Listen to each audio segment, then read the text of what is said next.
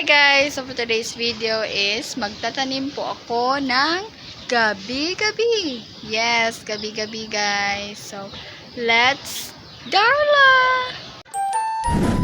So let's go guys. So peaceful kay ko ini nagkuan kanang tanong sus kay murag nakita lagi si papa na ako nga mura ko ginabaguhan.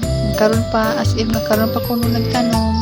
Halagor, sige kita si papa sugi tabangan ko niyag bangag kaya para magsusulod yun ang bulak bulak gabi-gabi good sige yung padayon sige sumao to nga nagpadayon ko din nagsulod na po ng usa kung nabus niya ng plastic ganar nagsulod na ko ang lap so kanin panahon na finishing touch na lang jud ko finishing touch.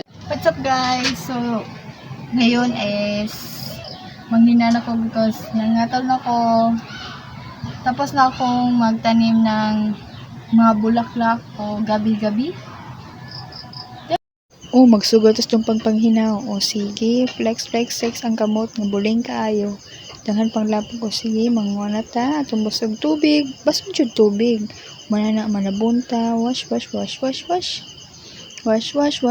times a day wash with your hands so much. Tarungon dyan na ito pagsabat tong kamot kabi pa lang katong yuta na dato'y dili mao atong nahikapan sa duging tarungon.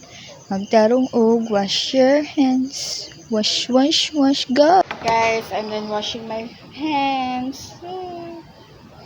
So ngayon ipapakita ko naman sa inyo ang aking mga tinanim.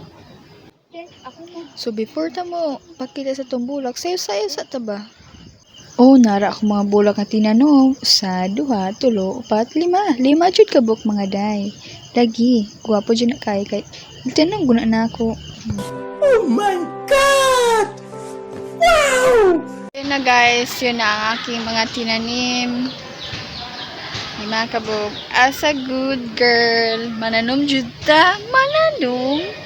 Okay, and that's all for today's video. Hope you like this video, but God bless you all. Love you all. Bye!